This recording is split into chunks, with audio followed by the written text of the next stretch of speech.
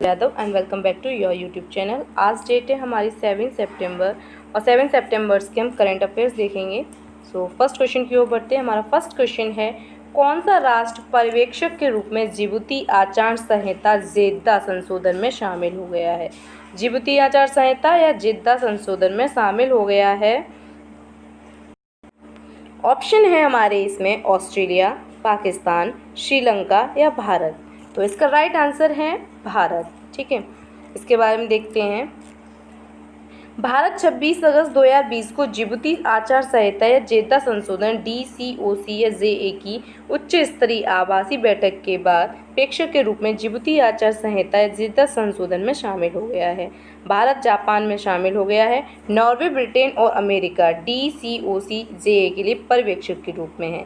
तो पर्यवेक्षक के रूप में कौन कौन है? नॉर्वे, ब्रिटेन और अमेरिका। और शामिल कौन सा हुआ है आचार संहिता जिबूती आचार संहिता या जेद्दा संशोधन में?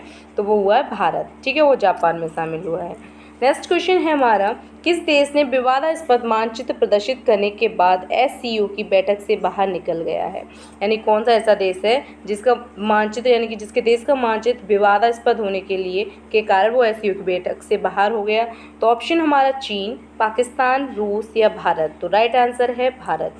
तो भारत SCO के यानी कि जो SCO का संघाई सहयोग संगठन है उसकी राष्ट्रीय सलाहकारों की आभासी बैठक हुई थी, उससे बाहर निकल गया, क्योंकि उसमें जो भारत से प्रतिनिधित्व किया था वो अजीत डोभाल जी ने किया था, जो हमारे राष्ट्रीय सुरक्षा सलाहकार हैं, 16 सितंबर 2020 को।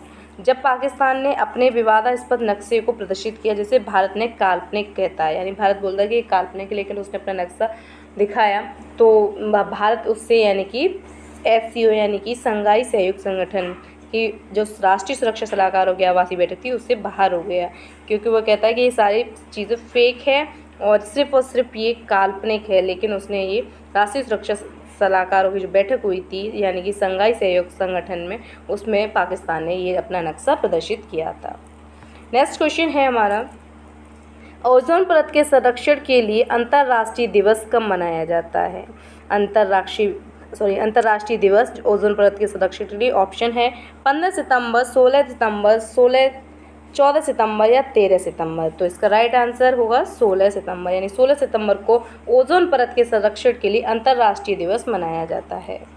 इसके बारे में देखते हैं। ओजोन परत के संरक्षण के लिए अंतर्राष्ट्रीय दिवस 16 सितंबर 2020 को मनाया गया है। इस दिन का उद्देश्य 1987 को स्मरण करना है, जब राष्ट्रों ने ओजोन परत को कमजोर करने वाले पदार्थों पर मॉन्ट्रियो प्रोटोकॉल पर हस्ताक्षर किए थे। तो मॉन्ट्रियो प्रोटोकॉल पर हस्ताक्षर कब हुए थे? 1987 में हुए थे। ओके, तो मॉन्ट्रियो प्रोटोकॉल किससे संबंधित है? तो वो ओजोन परत संरक्षण से संबंधित है। नेक्स्ट क्वेश्चन, भारत ने किस देश के साथ रक्षा प्रौद्योगिकी सहयोग को बातचीत को मजबूत करने के इरादे के एक बयान पर हस्ताक्षर किया है? तो ऑप्शन है ऑस्ट्रेलिया, जापान, रूस, संयुक्त राज्य अमेरिका। तो इसका राइट आंसर हमारा डी, संयुक्त राज्य अमेरिका के साथ भारत ने रक्षा प्रौद्योगिकी सहयोग पर बातचीत को मजबूत करने के इरादे से एक बयान पर हस्ताक्षर किया है। और इसके बारे में देखते हैं कि USA यानी कि संयुक्त राज्य अमेरिका और भारत ने 15 सितंबर 2020 को 10वीं रक्षा प्रौद्योगिकी और व्यापार पहल DTTI आभासी समूह की बैठक के दौरान रक्षा प्रौद्योगिकी सहयोग पर बातचीत के मजबूत के इरादे के एक बयान पर हस्ताक्षर किए हैं, तो USA और भारत के बीच में। नेक्स्ट क्वेश्चन है, किन दो खाड़ी देशों ने संबंधों को सामान्य करने के लिए इजराइल के साथ ऐतिहासिक अब्राहम समझौते पर हस्ताक्षर किए हैं?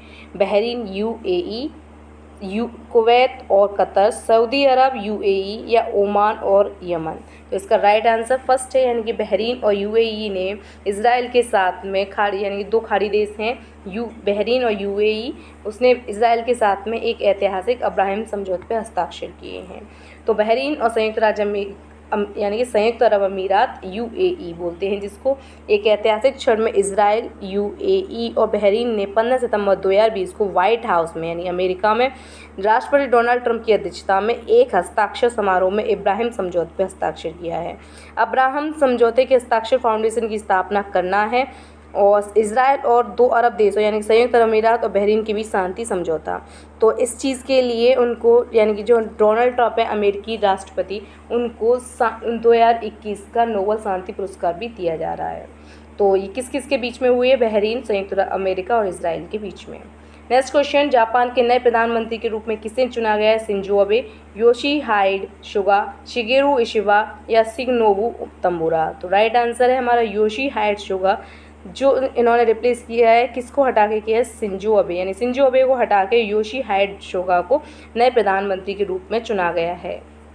इसके बारे में देखते हैं। अगर इनकी पार्टी की बात करें तो इनकी पार्टी का नाम है, यानी कि ये हैं लिबरल डेमोक्रेटिक पार्टी के सदस्य हैं, यानी कि LDP के, जो वोट जीतने वाले योशिहिदो सुगा को, यानी कि योशिहिदो सुगा को 16 सितंबर 2020 को शक्तिशाली प्रतिनिधि सभा द्वारा जापान का नया PM यानी प्रधानमंत्री चुना गया है।